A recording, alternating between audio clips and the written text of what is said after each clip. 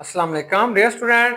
हम 11th class की जो केमिस्ट्री है इसका चैप्टर नंबर 2 एटॉमिक स्ट्रक्चर और इसका बहुत important topic spin quantum number को आज हम स्टडी कर रहे हैं। हमने 3 क्वांटम नंबर्स पढ़ लिए हैं, ये हमारा चौथा क्वांटम नंबर है। Spin quantum number is denoted by S. Spin quantum number को बच्चों हमने एस से ज़ाहिर करते हैं। अब स्पिन जाहिर है ये हमें स्पिनिंग के बारे में बताएगा, क्योंकि इलेक्ट्रॉन अपने एक्सिस के गिर्द बेटा घूम रहा होता है।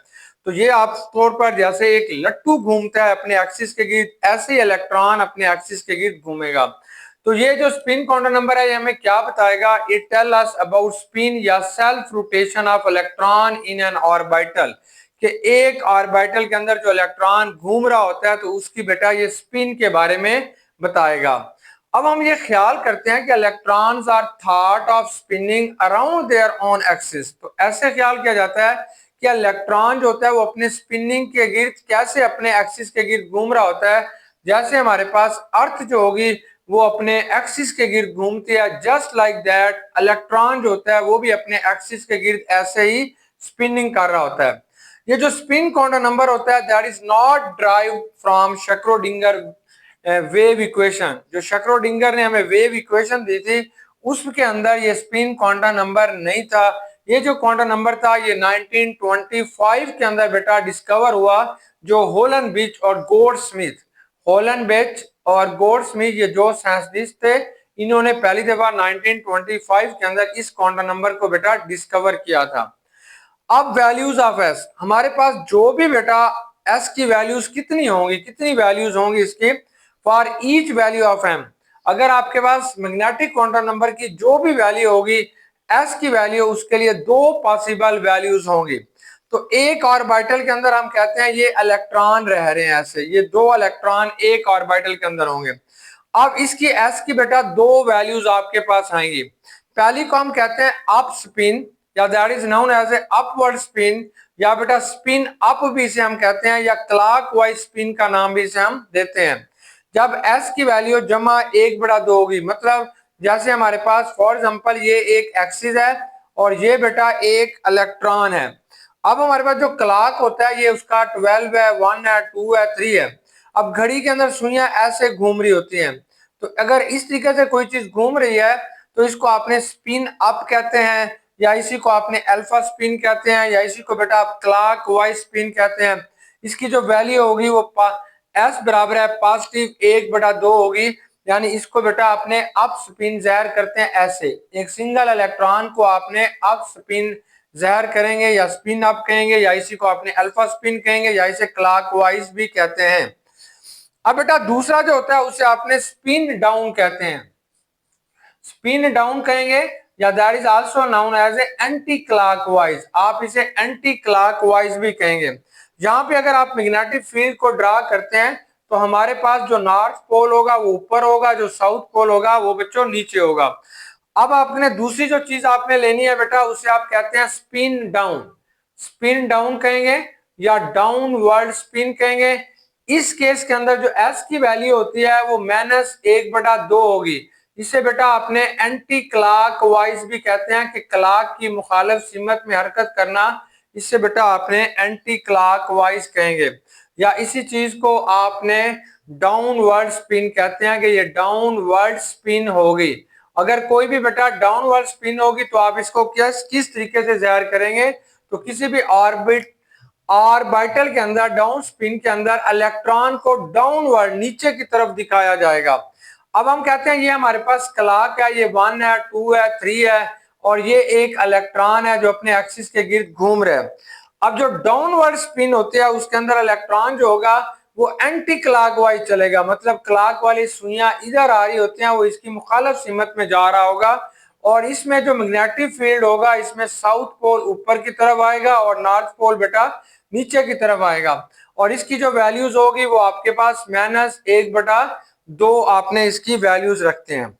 अब हमारे पास इलेक्ट्रोमैग्नेटिक थ्योरी आती है, कि इलेक्ट्रोमैग्नेटिक थ्योरी हमें क्या बताती है। इलेक्ट्रोमैग्नेटिक थ्योरी, अब बच्चों ये जो इलेक्ट्रोमैग्नेटिक थ्योरी है ये हमें कहती है जब भी कोई चीज स्पिन करेगी यानी सेल्फ रोटेशन करेगी, कोई चीज तेज ऐसे तेज घूम रही होगी अपने एक्सिस के गिर्द, then they can be produce magnetic field.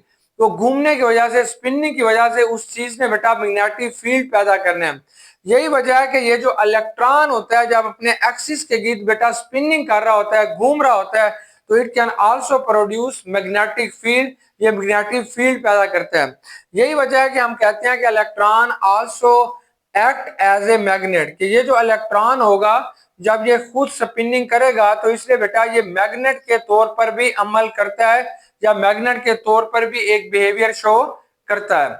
अब हमारे पास ये जो स्पिन है, अब अगर इसमें दो पैरेलल स्पिन हो रही होती है फिर क्या होगा, मतलब अगर एक ऑर्बिटल है उसके अंदर बेटा दो इलेक्ट्रॉन है और दोनों की स्पिन सेम है, तो इसको आपने पैरेलल स्पिन कहते हैं कि ये पैरेलल स्पिन है, सेम साइड पे है। अगर दोनों इलेक्ट्रॉन एक ही स्पिन की तरफ, एक ही स्पिन के अंदर घूम रहे हैं, मतलब दोनों क्लॉकवाइज हैं, दोनों या एंटी क्लॉकवाइज है, तो such is known as a parallel spin.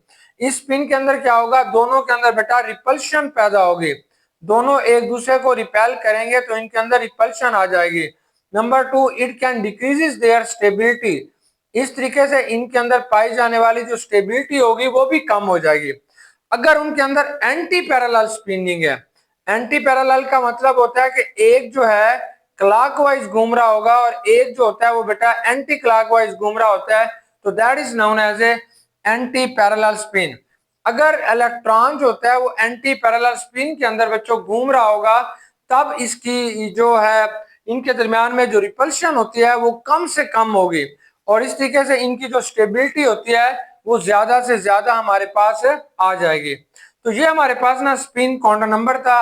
अब हमें क्विक चेक के अंदर जो 2.3 है इसके कुछ क्वेश्चन दिए गए हैं जिनको आपने जो है वो एक्सप्लेन करने हैं। पहला जो क्वेश्चन है वो बेटा हमारे पास डेफिनेशंस हैं, जैसे हार्बो प्रिंसिपल है, अजीमुथल क्वांटम नंबर है, या आपके पास मैग्नेटिक क्वांटम नंबर है, या स्पिन क्वांटम नंबर है, इन चीजों को आपने एक्सप्लेन करना है। और इसका जो बी पोर्शन है वहां पे आपने कुछ वैल्यूज बतानी है, तो उनके बारे में इसका क्वेश्चन है। क्विक चेक के अंदर बी पोर्शन आएगा। बी पोर्शन में क्या है, अगर एन की वैल्यू, ये आपके पास बी इसका पार्ट है, ये कहता है अगर एन की वैल्यू 2 हो और एल की वैल्यू 1 हो तो बताओ वो जो आपके पास सब शेल है उसकी कितनी ओरिएंटेशंस होंगी या उसके कितने ऑर्बिटल्स होंगे। अगर एन की वैल्यू बेटा 2 है तो इसका मतलब यह है कि वो दूसरा शेल है, सेकंड शेल है वो आपके पास। और अगर एल की वैल्यू 1 है तो उसका मतलब है वो पी सब शेल है, तो ये बेटा 2p बनेगा। और अगर एल की वैल्यू बेटा 1 आ जाती है तो इसकी पॉसिबल एम की वैल्यू कितनी होगी, 1 जमा 1 होगा, 0 होगा, -1 होगा। इसका मतलब यह है कि ये जो p ऑर्बिटल होगा इट हैज 3 ओरिएंटेशन, इसकी बच्चों हमारे पास ना 3 ओरिएंटेशन आएगी, px, py और pz, ये 3 ओरिएंटेशन जो है वो शो करेगा। अब सेकंड क्वेश्चन ये, अगर n की वैल्यू 2 हो, अगर आपके पास बेटा सेकंड क्वेश्चन ये आ जाता है अगर n की वैल्यू आपके पास जो आती है वो 3 है, अगर n की वैल्यू 3 है और l की वैल्यू 2 है, तो बताओ ये वाला जो इलेक्ट्रॉन है वो किस शेल के अंदर पाया जाएगा और किस सब शेल के अंदर पाया जाएगा। अब देखिए अगर n की वैल्यू 3 है तो इसका मतलब है वो तीसरे शेल से ताल्लुक रखता है, तो आप बताएंगे कि इसका जो शेल है वो तीसरा है। अगर l की वैल्यू 2 हो जाती है तो इट्स मीन कि that is a D sub shell, तो वो डी सब शेल होगा।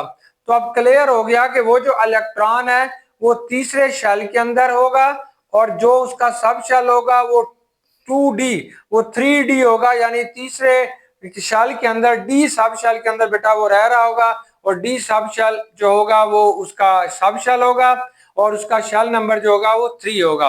अब लास्ट क्वेश्चन इसका ये है कि अगर L की वैल्यू बेटा आपके पास 2 हो, L की वैल्यू अगर आपके पास 2 हो तो ये बताएं कि इसकी पॉसिबल M की वैल्यू कितनी बनती है या इसकी ओरिएंटेशन कितनी होगी।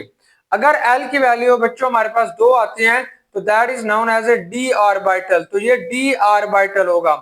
तब इसकी पॉसिबल M की वैल्यू कितनी होगी, तो ये 5 होंगी, 1 जमा 2 होगा, जमा 1 होगा, 0 होगा, -1, -2। इसका मतलब ये हुआ कि ये जो डी ऑर्बिटल है इट हैज 5 ओरिएंटेशन, इसकी बेटा 5 जो है वो हमारे पास ओरिएंटेशन है। अब इसने एक छोटी सी चीज जो है इंटरेस्टिंग एग्जांपल के अंदर दी है वो भी हम कर लेते हैं। तो इंटरेस्टिंग एग्जांपल के अंदर इसने हमें क्या बताया है कि हमारे पास जो शेल होगा, जो भी शेल होगा और शेल का जो नंबर होगा, जो शेल नंबर होगा इसमें बेटा इतने सब शेल पाए जाएंगे। जो हमारे पास शेल है इसके अंदर जो पाए जाने वाले जो इसका नंबर होगा that is the number of sub shell, वो हमारे पास सब शेल की बेटा तादाद होगी सब शेल की। और इस सब शेल के अंदर कितने बेटा आर्बिटल्स होंगे, तो ये शेल का नंबर होगा सब शेल, इसके अंदर वही नंबर जो उसका एन, शेल का नंबर एन है तो इसके अंदर सब शेल की तादाद एन होगी। और सब शेल के अंदर बेटा कितने इलेक्ट्रॉन्स होंगे वो एन स्क्वायर के कितने सब शेल के अंदर बच्चों आर्बिटल होंगे वो आपने एन स्क्वायर के फार्मूले से निकालेंगे। और उस शेल के अंदर टोटल कितने इलेक्ट्रॉन्स होंगे वो 2n स्क्वायर के फार्मूले से आप निकालेंगे। कैसे बेटा, अगर वो आपको कहता है तीसरा शेल यानी थर्ड शेल जो है इसमें कितने सब शेल होंगे, क्योंकि इस शेल का नंबर 3 है तो आप बताएंगे कि इसमें 3 सब शेल होंगे, 3 इसके अंदर बेटा सब शेल होंगे। और इसके अंदर आपने बताना है कि आर्बिटल्स कितने होंगे, वो n का स्क्वायर लेंगे तो आप बताएंगे इसके अंदर 9 आर्बिटल्स होंगे।